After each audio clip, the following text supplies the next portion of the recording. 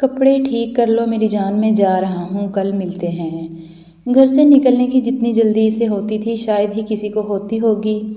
صبح اپنی بیوی سے بھی پہلے اٹھ کر تیار ہو جاتا تھا۔ ایسا نہیں تھا کہ نئی نئی نوکری تھی اور ایسا بھی نہیں تھا کہ آفس جلدی پہنچنا ضروری تھا۔ آدھا ناشتہ ہاتھ میں اور آدھا منہ میں۔ بیوی پیچھے پیچھے بیگ پکڑاتی، ہانپتی کانپتی کہ آفس پہنچنے میں دیر نہ ہو جائے، لیکن وہ نہیں جانتی تھی کہ یہ سب آفس کے لیے نہیں تھا۔ ناشتہ ٹھیک سے کیے بغیر گاڑی طوفان کی طرح اڑاتے ہوئے اسے آفس نہیں بلکہ آفس سے پہلے اپنی منہ بولی بیوی کے پاس جانا ہوتا تھا۔ ہاں، وہ ناجائز رشتہ جو پچھلے 1 سال سے کامیابی سے چل رہا تھا، پہلے جان پہچان دوستی اور اب گناہ کی محبت۔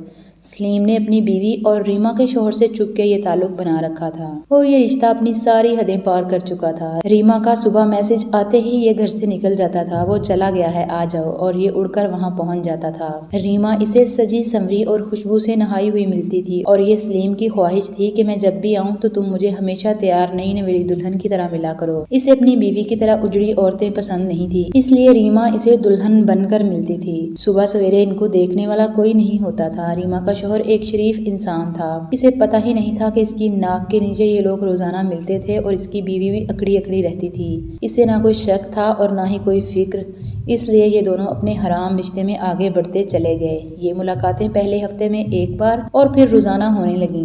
اپنی بیوی کو آفس کا کہہ کر یہ ریما سے ملنے جاتا تھا اور 2 گھنٹے گناہ کے بستر پر گزار کر یہ اپنے آفس چلا جاتا تھا۔ سلسلہ یوں ہی چلتا رہا۔ اگر ایک دن وہ طبیعت خراب کی وجہ سے پلٹ کر نہ آتا، ریما کے گھر سے نکل کر آفس جاتے ہوئے اسے سر میں شدید درد اٹھا اور اس نے آفس جانا کینسل کیا اور اپنے گھر کی طرف چل پڑا۔ اس نے دروازے پر دستک دی تو دروازہ کھلا ہوا ملا۔ دروازہ کھلا ہے کیوں؟ وہ حیران پریشان اندر آیا تو بیوی سے کہیں نظر نہ آئی۔ اندر سے کچھ آواز آئی تو وہ بیڈ روم کی طرف جانے لگا۔ اتنے میں اس کی بیوی اندر سے بولتی ہوئی باہر آئی، آ جاؤ، کب سے دروازہ کھلا چھوڑا ہے، اور سلیم کو دیکھ کر کھٹک گئی۔ دوسری طرف سلیم نے اس کا جملہ سنا ہی نہیں تھا، وہ تو ایک نظر اپنی ہر وقت اجڑی رہنے والی بیوی کو دیکھ رہا تھا، وہ جو ہمیشہ اجڑے لباس اور بکھرے بالوں کے ساتھ آدم بیزار صورت لیے رہتی تھی، اس وقت ایک دلہن کا لباس پہنے خوشبو میں نہائی ہوئی تھی۔